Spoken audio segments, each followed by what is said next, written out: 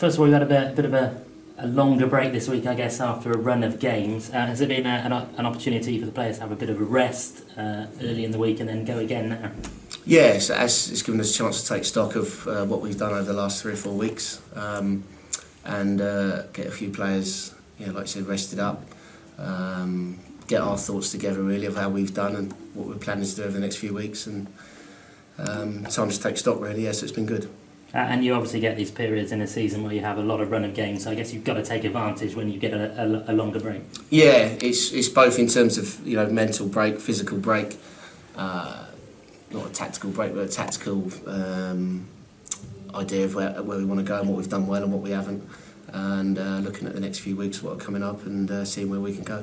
And does it give you a chance to work on a few things a bit more as well? Because if you've got a midweek game, I guess you don't perhaps get that opportunity. Yeah, it's tough when you're Saturday, Tuesday, Saturday. You go from game to game and tweaking a few things. When you've got a little bit more time, it is good to get a bit more, emphasis into how we want to play. We gave the lads Monday off, as been mentioned, so that was good to have that mental side of it. Came back in, did very well Tuesday, so it was a good hard session. And obviously over the last couple of days we've been looking at Crawley and how they're going to be.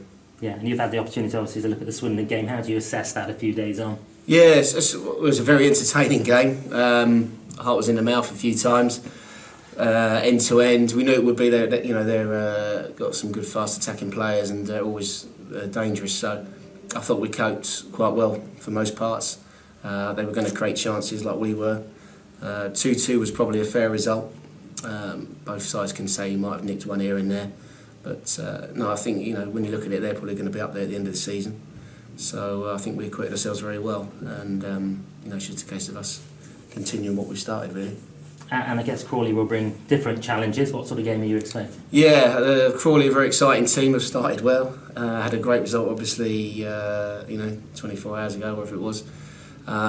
So they'll probably they'll have to try and put that to the back of their minds now and concentrate on us as their manager alluded to. But very exciting team, will cause us problems, got a lot of energy, and we're going to have to combat their threats and impose ourselves. Yeah, and I guess there will be an expectancy from their fans after watching them beat Norwich, but at the same time it's probably taking a bit out of them, and that's maybe where you need to take advantage. Yeah, it could work either way. It could take something out of them and they could start sluggish, or that it could give them that impetus to carry on the momentum that they got from that game. And they won at Leighton Orient last week as well, which is a good win to come back 2-1.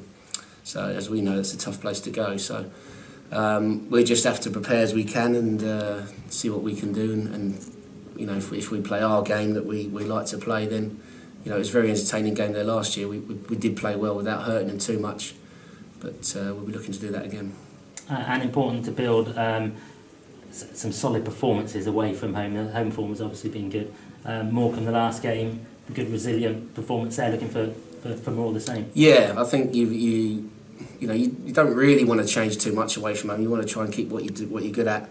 Obviously it's. Playing at home and away are different for a number of reasons. So yeah, Morecambe was a good one. 0-0, good solid performance. Could have won that one. We're looking for more of the same, and like you say, our home form's been good, and just build on that what we did at Morecambe a couple of weeks ago. In terms of injuries, Luke Varney obviously came off early.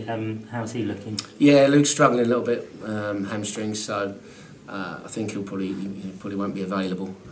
So he's probably a couple of weeks away, I think. But Alex is back training, Alex Adai. So Max Sheaf is still a little bit away. And that's about it, I think. Obviously disappointed to lose Luke's experience, but it gives someone else the opportunity to step in and stake a claim. Yeah, it throws up chances for other lads, doesn't it? People have been waiting for their chance, been in and out of the side, and now's the chance to take it and stake a claim for a regular spot. So yes, we've lost Luke and it'll be a big loss, but it's a chance for someone else to come and stake a claim. And Rowan Ince's suspension comes to an end as well, so an extra person to potentially come into the squad. Yeah, he said his 5 games is finished now after that unfortunate incident at Orient, so I'm sure we'll be raring to go, kickstart his Cheltenham career, because obviously didn't start too well for whatever reason, and yeah, I'm sure he'll be looking ready to go. Yeah, frustrating obviously for him, but has he just got his head down and just gone on with it in training, and yeah. So he's ready to go? Yeah, his training's been really good. It's a frustrating time. You go to a new club, you want to start well and impose yourself on the players and the fans, and state what sort of type of player you are. But he's now got the chance to do that. Last game before the end of the transfer window, are you expecting any more business to be done? Or? No, not massively. I think we're pretty happy with what we got. The squad size is about right. You can always want to add one or two to it. We're always looking.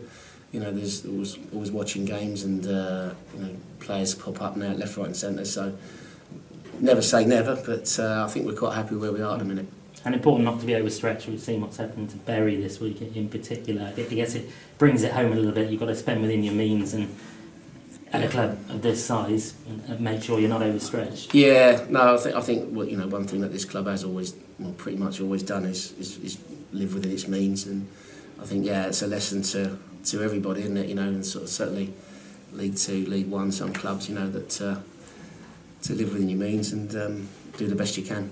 And is there sympathy for particularly the fans? I mean, like Cheltenham will have fans that travel across the country, and it's a club in the heart of the community as Cheltenham is. There must be sympathy for them. Big part of their lives, isn't it? Every Saturday, Tuesday, going to games, and it's going to leave a big hole for them, isn't it? So yeah, it's very unfortunate. It's one of the oldest clubs going, and probably got to start again. So yeah, it's a shame, and the fans. I'm sure the fans will. This is you've seen it at Wimbledon, things like that that have gone, and things have risen from that sort of situation, which is very unfortunate.